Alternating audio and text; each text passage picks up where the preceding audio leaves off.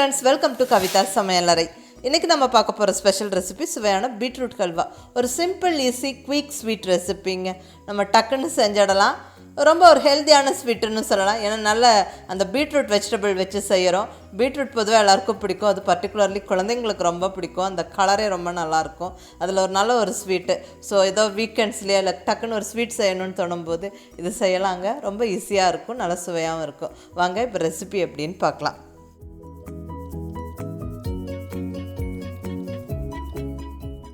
இங்கே பீட்ரூட் ஹல்வா செய்யறதுக்கு 2 medium size beetroot துருவி வச்சுருக்கேங்க. கிட்டத்தட்ட 350 கிராம் இருக்கும். இப்படி நல்லா கொஞ்சம் பொடியாக துருவிக்கணும். அப்போ ஹல்வா நல்லாயிருக்கும். ஸோ பீட்ரூட் துருவி ரெடியாக இருக்குது. அடுத்தது இங்கே ஸ்டவ்வில் ஒரு பேன் வச்சு பேன் சூடானதுக்கப்புறம் 2 ஸ்பூன் கீ சேர்த்துக்கிறேன். நெய் சேர்த்து விட்டுறேன். இந்த நெய் கொஞ்சம் உருகி வரட்டும். திராட்சை முந்திரி வறுத்துக்கலாம். நெய் நல்லா உருகி சூடாயிடுச்சுங்க. இப்போ நம்ம முந்திரி சேர்த்து வறுத்துக்கலாம். இங்கே நான் ஒரு 15-20 முந்திரி சேர்த்து நல்லா வறுத்து விட்டுறேன். ஒரு நிமிஷம் முந்திரி கொஞ்சம் சூடாகி வறுபட்டதுக்கப்புறமா திராட்சை சேர்த்துக்கலாம்.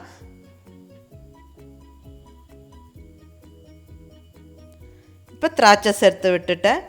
நல்லா பொன்னிறமாக இப்படி வறுத்து எடுத்துக்கணும். ஸோ திராட்சை முந்திரி வறுத்து ரெடியாக இருக்குது. அடுத்தது அதே கடாயில் அந்த நெய் மீதி இருக்குது. இப்போ இதில் நம்ம துருவி வச்சுருக்கிற பீட்ரூட்டை சேர்த்து நல்லா வதக்கிக்கலாங்க. பீட்ரூட்டில் இருக்கிற ஒரு ஸ்மெல்லு போயிடும். நல்லா அந்த நெய் வாசனை பீட்ரூட்டில் டாமினேட் ஆயிரும். வதக்கிட்டு செய்யும்போது டேஸ்ட்டு நல்லாயிருக்கும். நல்லா ஒரு 2-3 நிமிஷம் பீட்ரூட்டை நல்லா அந்த நெய்யோடு சேர்த்து நல்லா வதக்கிக்கலாம். ஸ்வீட்டுக்கு அந்த நெய் வாசத்தோடு அந்த பீட்ரூட் வதங்கி வந்ததுக்கப்புறம் அல்வா செய்யும்போது சூப்பராக இருக்குங்க.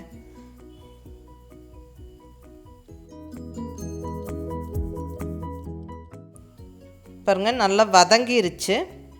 இப்போ இந்த ஸ்டேஜில் நம்ம ஒரு 1/2 லிட்டர் பால் சேர்த்துக்கலாம். 500 ml மில்க் சேர்த்து விட்டுறேன். ஸோ இந்த பால்லையே பீட்ரூட் நல்லா வெந்து வரட்டும்.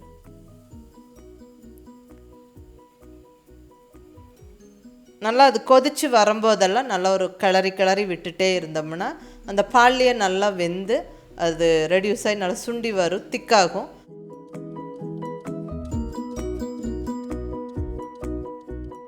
பாருங்கள், நல்லா ஒரு 10 நிமிஷம் மீடியம் ஃப்ளேமில் குக் ஆனதில் நல்லா அது வெந்து பாதியாக சுண்டிருச்சு. ஸோ நல்லா திக்காயிடுச்சு. இப்போ இந்த ஸ்டேஜில் ஒரு 1/2 ஸ்பூன் ஏலக்காய் பொடி சேர்த்துடலாங்க. இங்கே சர்க்கரையோட ஏலக்காய் நான் பொடிச்சு வச்சுருப்பேன் ஸ்வீட் ரெசிபிஸ்க்கெல்லாம். ஸோ அதிலேருந்து ஒரு 1/2 ஸ்பூன் சேர்த்துக்கிட்டேன். இப்போ சர்க்கரை சேர்த்துடலாம். பீட்ரூட்டில் ஏற்கனவே நல்ல ஒரு ஸ்வீட்னஸ் இருக்கும். ஸோ நம்மளுக்கு சர்க்கரை அளவாக சேர்த்துனா போதும்.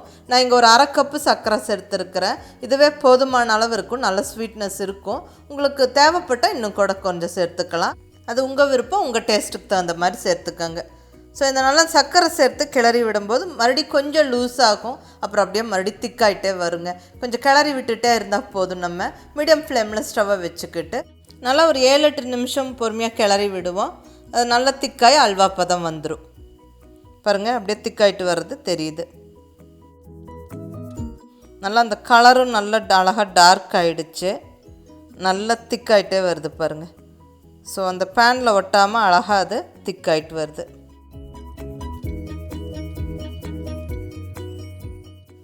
இப்போ இந்த ஸ்டேஜில் வறுத்து வச்ச முந்திரி திராட்சையை சேர்த்து நல்லா கிளறி விட்டுறலாம்.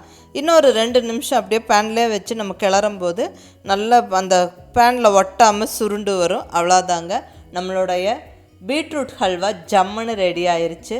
ரொம்ப ஒரு சுவையான ரெசிபி, ரொம்ப ஹெல்த்தியான ரெசிபி. நம்ம குயிக்காக ஈஸியாக இந்த ஸ்வீட் பண்ணிடலாம். ட்ரை பண்ணி பாருங்கள். எப்படி இருந்துச்சுன்னு உங்கள் ஃபீட்பேக் சொல்லுங்கள். பிடிச்சிருந்தா லைக் பண்ணி ஷேர் பண்ணி கமெண்ட் பண்ணுங்கள். கவிதா சமையலறை சப்ஸ்கிரைப் பண்ணி என்னோட மற்ற ரெசிபிஸும் வீடியோஸும் பாருங்கள். தேங்க்யூ.